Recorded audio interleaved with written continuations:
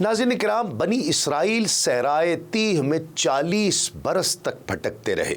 उस खुले मैदान से निकलने के लिए सुबह से शाम तक रोज़ सफ़र करते, लेकिन शाम को फिर उसी जगह मौजूद होते जहाँ से सुबह चले थे। हज़रत मूसा अलैहिस्सलाम और हज़रत हारून अलैहिस्सलाम भी साथ थे। एक दिन सहराए तीह में हूर नामी पहाड़ पर पहुँचे तो हज़रत हारून अलैहिस्सलाम का इंतकाल हो गया और उन्हें वहीं दफन कर दिया गया। जबकि हज़रत मूसा अलैहिस्सलाम के सफ़र आखिरत के मुताल्लिक़ तारीख़ तबरी में बयान की गई चंद रिवायात ये हैं कि एक रोज़ मूसा अलैहिस्सलाम हज़रत यूशा अलैहिस्सलाम के साथ जा रहे थे कि स्याह हवा चली। जब यूशा ने ये मंज़र देखा तो समझा कि क़यामत आ गई है और वो डर के मारे मूसा अलैहिस्सलाम से लिपट गए और कहा कि क़यामत इस हाल में होगी कि मैं अल्लाह के नबी के साथ लिपटा हुआ होऊंगा। मूसा अलैहिस्सलाम को कमीज़ के अंदर से अल्लाह ने निकाल लिया और कमीज़ यूशा अलैहिस्सलाम के हाथ में रही। जब वो कमीज़ लेकर कौम के पास पहुँचे तो उन्होंने कहा कि क्या तुमने मूसा अलैहिस्सलाम को कत्ल कर दिया है? यूशा ने कहा कि मैंने उनको कत्ल नहीं किया, बल्कि वो कमीज़ के अंदर से उठा लिए गए हैं। लेकिन कौम से बात न मानी।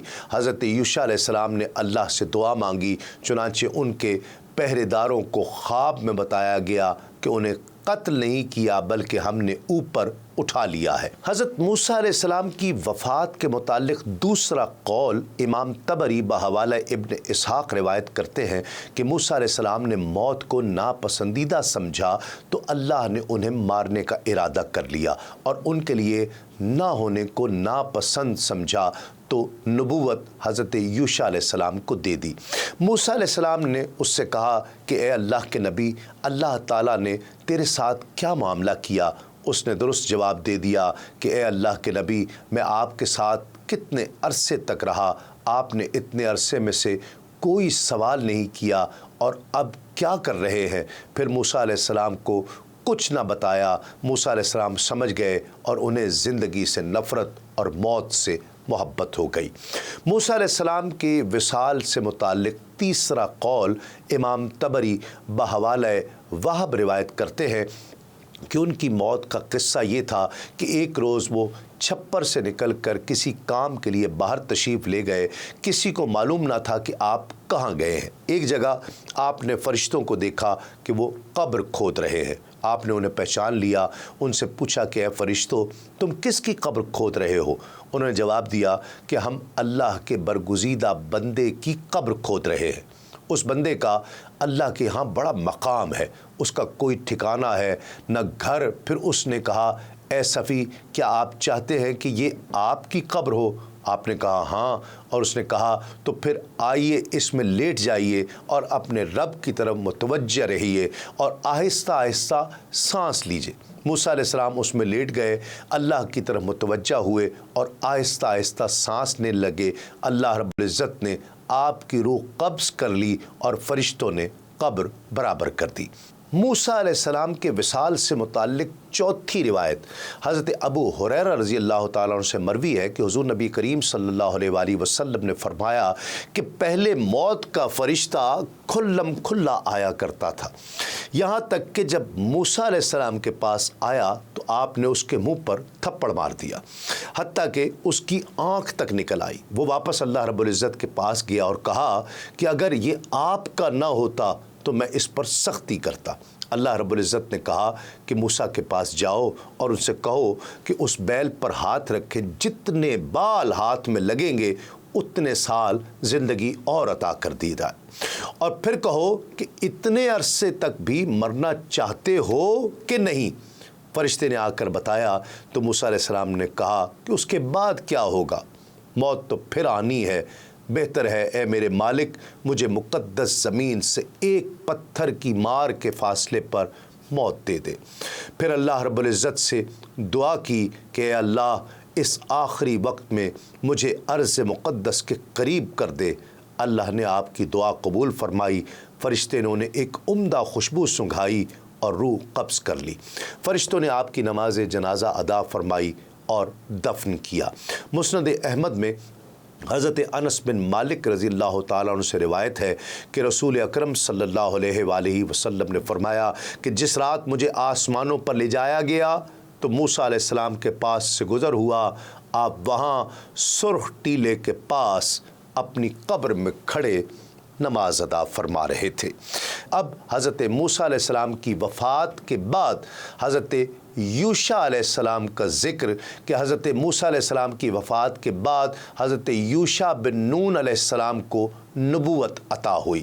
ڈاکٹر شاہد مختار اپنی کتاب پہلے نبی سے آخری نبی تک میں لکھتے ہیں کہ حضرت یوشع حضرت موسیٰ علیہ السلام کی وفات کے بعد 7 برس تک ان کے نائب اور وصی رہے۔ روایت کے مطابق حضرت یوشع بن نون علیہ السلام حضرت یوسف علیہ السلام کے پڑ پوتے تھے۔ البدایہ والنہایہ میں آپ کا نسب یوں بیان کیا گیا ہے کہ یوشع بن نون بن افراہیم بن حضرت یوسف علیہ السلام بن حضرت یعقوب علیہ السلام بن حضرت اسحاق علیہ السلام بن حضرت ابراہیم علیہ السلام۔ حضرت یوشع بن نون علیہ السلام 1350 قبل مسیح مصر میں پیدا ہوئے اور ان دنوں وہاں فرعون کی حکومت تھی۔ آپ کا بنی اسرائیل سے تعلق تھا اور حضرت موسیٰ علیہ السلام کے آپ خادم خاص تھے۔ چنانچہ ان کی حیات طیبہ کے واقعات میں آپ کا بکثرت تذکرہ ملتا ہے۔ حضرت خضر علیہ السلام سے ملاقات کے سفر میں بھی آپ موسیٰ علیہ السلام کے ساتھ تھے اور ان کے وصال ظاہری تک آپ ساتھ ہی رہے۔ آپ نے جبارین کے خلاف جہاد فرمایا اور فتح حاصل کی۔ آپ کا نام مسلمانوں کے یہاں یوشع بن نون جبکہ مسیحی ان کا نام یشوع بن نون لکھتے ہیں۔ صحیح بخاری، صحیح مسلم اور سنن ترمذی میں سورۃ الکہف کی آیت 60 کے ضمن میں یوشع بن نون ہی لکھا ہے۔ وَانطَلَقَ مَعَهُ بِفَتَاهُ یوشع بن نون۔ گو کہ اللہ رب العزت نے قرآن کریم میں آپ کا بطور نبی ذکر فرمایا ہے اور نہ ہی کہیں آپ کا نام آیا ہے، تاہم سورہ کہف میں 2 جگہ حضرت موسیٰ علیہ السلام کے ایک نوجوان رفیق خاص کا ذکر ہے اور حضرت ابی بن کعب رضی اللہ تعالیٰ سے روایت ہے کہ حضور نبی کریم صلی اللہ علیہ وآلہ وسلم نے فرمایا کہ وہ یوشع بن نون ہی ہے۔ جامع البیان کے مطابق حضرت موسیٰ علیہ السلام جب سمندر کے کنارے پہنچے تو ان کے اصحاب میں سے یوشع بن نون نے کہا، اے موسیٰ، آپ کے رب نے کس طرف سے نکلنے کا حکم دیا تھا؟ موسیٰ علیہ السلام نے اپنے سامنے سمندر کی طرف اشارہ کیا، آپ نے اپنا گھوڑا سمندر میں ڈال دیا، حتیٰ کہ جب وہ سمندر کی گہرائی میں پہنچا تو پھر لوٹ آئے اور پھر پوچھا کہ آپ کے رب نے کہاں سے نکلنے کا حکم دیا تھا؟ 3 مرتبہ اسی طرح ہوا۔ پھر اللہ رب العزت نے موسیٰ علیہ السلام کی طرف یہ وحی کی کہ اپنے عصا کو سمندر پر مارے۔ جب موسیٰ علیہ السلام نے سمندر پر عصا مارا تو وہ 12 حصوں میں منقسم ہو کر پھٹ گیا، حتیٰ کہ موسیٰ علیہ السلام بنی اسرائیل کے 12 گروہوں کے ساتھ اس سے پار گزر گئے۔ جب حضرت موسیٰ علیہ السلام نے قوم جبارین کے احوال معلوم کرنے کے لیے چند افراد کو بھیجا تھا تو ان میں حضرت یوشع بن نون بھی شامل تھے۔ واپسی پر کالب بن یقنہ اور آپ علیہ السلام نے جبارین کا حال حکم کے مطابق صرف حضرت موسیٰ علیہ السلام سے ہی عرض کیا، جبکہ دیگر سرداروں نے حکم کی خلاف ورزی کرتے ہوئے قوم کو دشمنوں کی قوت و طاقت اور جسامت سے ڈرایا۔ حضرت یوشع علیہ السلام اور کالب بن یقنہ نے قوم کو جوش دلانے کے لیے فرمایا، قرآن مجید میں ہے ادخلوا علیہم الباب فَإِذَا دَخَلْتُمُوهُ فَإِنَّكُمْ غَالِبُونَ وَعَلَى اللَّهِ فَتَوَكَّلُوا إِن كُنتُم مُؤْمِنِينَ۔ زبردستی دروازے میں ان پر داخل ہو، اگر تم دروازے میں داخل ہو گئے تو تمہارا ہی غلبہ ہے اور اللہ ہی پر بھروسہ کرو اگر تمہیں ایمان ہے۔ یعنی اے لوگو، شہر کے دروازے سے ان جبارین پر داخل ہو جاؤ، اگر تم ہمت کر کے دروازے میں داخل ہو جاؤ تو تم ہی غالب رہو گے، اور اگر تم ایمان والے ہو تو اللہ ہی پر بھروسہ کرو، کیونکہ اللہ رب العزت نے مدد کا وعدہ کر رکھا ہے اور اس کا وعدہ ضرور پورا ہونا ہے۔ تم جبارین کے بڑے بڑے جسموں سے خوف نہ کھاؤ، ہم نے انہیں دیکھا ہے، ان کے جسم بڑے لیکن دل چھوٹے کمزور ہیں۔ ان دونوں کی بات سن کر بنی اسرائیل بہت برہم ہوئے اور جوش میں آنے کے بجائے الٹا انہی کے خلاف ہو گئے۔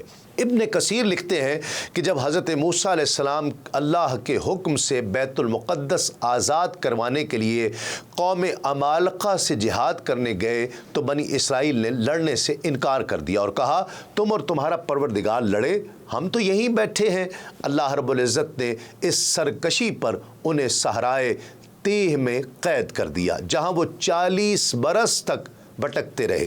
حضرت موسیٰ علیہ السلام، حضرت ہارون علیہ السلام اور حضرت یوشع بن نون بھی ان کے ساتھ تھے۔ بنی اسرائیل کے وہ تمام لوگ جنہوں نے جہاد سے انکار کیا تھا اس طویل عرصے میں مر گئے۔